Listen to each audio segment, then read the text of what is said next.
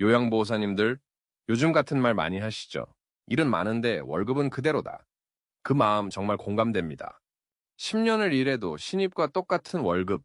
이게 말이 됩니까? 이건 단순한 불만이 아니라 삶의 문제이자 존중의 문제입니다. 안녕하세요. 지혜만세 김종현입니다. 오늘은 정말 오랜만에 희소식이라고 할 만한 이야기를 전합니다. 깜짝 놀랄 뉴스입니다. 드디어 이제 정부가 움직였습니다. 요양보호사 임금 개선. 이제는 말뿐이 아닙니다. 정식으로 방향이 공개됐거든요. 호봉제는 저해, 대신 장기근속 장려금 확대 추진. 이 말이 무슨 뜻이냐면요. 경력이 쌓이면 혜택이 더 커진다는 겁니다. 그동안 호봉제 해달라. 올해 일한 만큼 인정받고 싶다. 이런 목소리 수도 없이 들려왔죠. 그런데 이번엔 정부가 공식으로 답을 했습니다. 물론 아직 갈 길은 멀어요. 하지만 적어도 이번엔 논의 중입니다가 아니라 방향을 정했습니다라는 확실한 발표입니다. 이제는 변화의 바람이 불었습니다. 판이 바뀔 차례입니다. 그동안의 요양보호사님 고생했습니다. 열악한 상황 속에서도 버텨왔으니까요. 이젠 고진감래의 속담이 현실이 될 차례입니다. 이러한 변화의 내용들 열어보겠습니다. 꼭 3분이라도 시간을 내어서 시청해보세요. 시청한 만큼 정보가 내 삶의 보약이 될 테니까요. 구독과 좋아요 한 번만 눌러주시고요. 오늘 내용은 정말 현장에서 일하시는 분들이 꼭 알고 계셔야 할 이야기입니다. 왜냐하면 이 변화가 당신의 월급 그리고 미래의 일자리 안정과 직결되기 때문이죠. 그리고 통장의 금액들이 불어나는 시작이 됩니다. 다시 말해 이번 정부 발표는 단순한 말이 아니라 요양 현장의 판이 바뀌는 첫 신호탄입니다. 이제 진짜로 바뀔까요? 다음에서는 그 이유를 조금 더 현실적으로 풀어드리겠습니다. 현장의 현실 왜 호봉제가 절실한가? 요양보호사 자격증 가진 분 무려 300만 명입니다. 그런데 실제로 일하는 사람은 겨우 65만 명 정도예요. 5명 중 1명만 남는다는 거죠. 그만큼 이 일 힘들고 버티기 어렵다는 뜻입니다. 왜일까요? 힘든 일이라서요? 아니요, 일은 원래 힘듭니다. 진짜 이유는 보상이에요. 10년을 일해도 신입이랑 같은 월급을 받는 구조. 그게 사람 마음을 가장 지치게 합니다. 이직하면 경력이 0으로 리셋되고 새 기관에 가면 또 신입 대우. 그동안의 세월이 다 사라지는 기분이에요. 이 말 얼마나 서운한가요? 한 어르신 돌보며 보낸 세월, 그 손끝에 쌓인 경험이 돈으로는 다 못 매기더라도 인정이라도 받아야 하지 않겠습니까? 하지만 지금 시스템은 그 수고와 노하우를 0으로 만드는 구조예요. 그러니 버틸 이유가 없어지는 거죠. 실제 현장에서 만난 10년차 요양보호사 한 분은 이렇게 말했습니다. 몸은 버텨도 마음이 무너져요. 그 한마디에 모든 현실이 담겨 있죠. 그래서 현장의 목소리는 단 하나, 호봉제가 절실하다. 경력이 쌓이면 임금이 오르고 그게 당연한 세상이 되어야 한다는 거예요. 쉽게 말해. 공무원처럼 경력별 임금 체계가 요양보호사에게도 필요하다는 겁니다. 이건 단순히 돈 문제가 아닙니다. 삶의 존중, 일의 자존감이 달린 문제죠. 오늘도 어르신 손잡고 허리 굽혀 일하는 그 손이 가치 있는 손으로 인정받을 날 언제쯤 올까요? 이제 정부가 방향을 정했으니 다음은 그 답을 내놓아야겠죠. 그 이야기를 다음에서 이어가겠습니다. 정부의 공식 입장 호봉제는 어렵다? 자, 드디어 정부가 입을 열었습니다. 그동안 수년간 검토 중입니다. 만 반복하던 요양보호사 임금체계에 나 처음으로 명확한 답을 내놨습니다. 정은경 보건복지부 장관이 국정감사 자리에서 직접 말했죠. 호봉제는 한계가 있습니다. 대신 장기근속 장려금을 확대하겠습니다. 이 한마디가 현장을 술렁이게 했습니다. 아, 드디어 방향이 나왔구나. 하지만 동시에 그래서 우리 월급은? 이런 의문도 함께 생겼죠. 쉽게 말해 정부는 호봉제를 도입하지 않겠다는 뜻이에요. 왜냐하면 현실적인 벽이 너무 높기 때문이죠. 요양보호사 임금은 정부가 직접 주는 게 아닙니다. 장기요양보험 수가라는 이름으로 건강보험공단이 민간기관에 주는 돈, 그 안에서 인건비가 나오는 구조예요. 이 수가가 전국 동일하다 보니 경력자에게 더 주면 그 기관이 손해를 보는 구조가 됩니다. 결국 적자 문 닫는 기관이 늘어나겠죠. 그럼 수가를 올리면 되지 않나요? 많이들 그렇게 물어보십니다. 하지만 그렇게 되면 전 국민이 내는 장기요양 보험료가 같이 올라가야 해요. 즉, 세금 부담이 커지는 겁니다. 그래서 정부는 말합니다.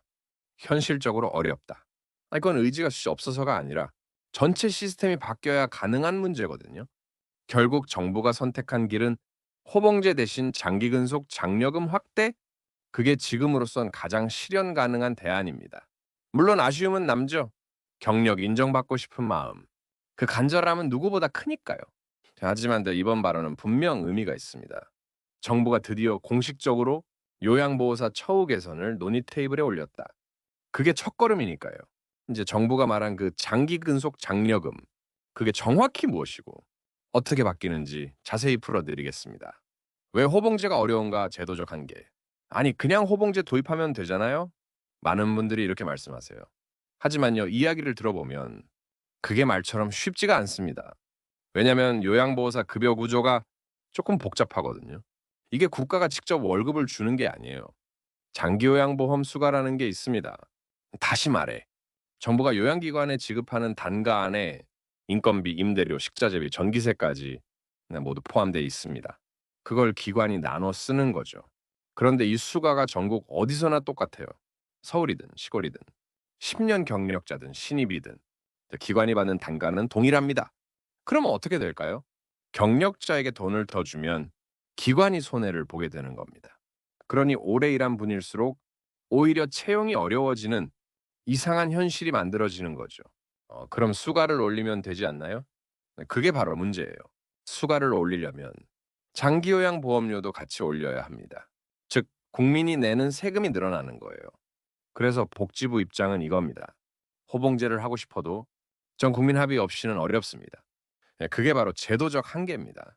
만약 정부가 강제로 모든 기관은 호봉제 실시하라 이렇게 지시하면 어떻게 될까요? 소규모 요양원, 주간보호센터는 적자로 돌아서 문을 닫을 겁니다. 결국 일자리도 줄고 돌봄 인력난은 더 심해지겠죠. 지금도 어르신 한 분 모시기가 빠듯한데 기관이 줄어들면 누가 돌볼까요? 정부 입장에서는 이게 더 큰 사회 문제가 되는 겁니다.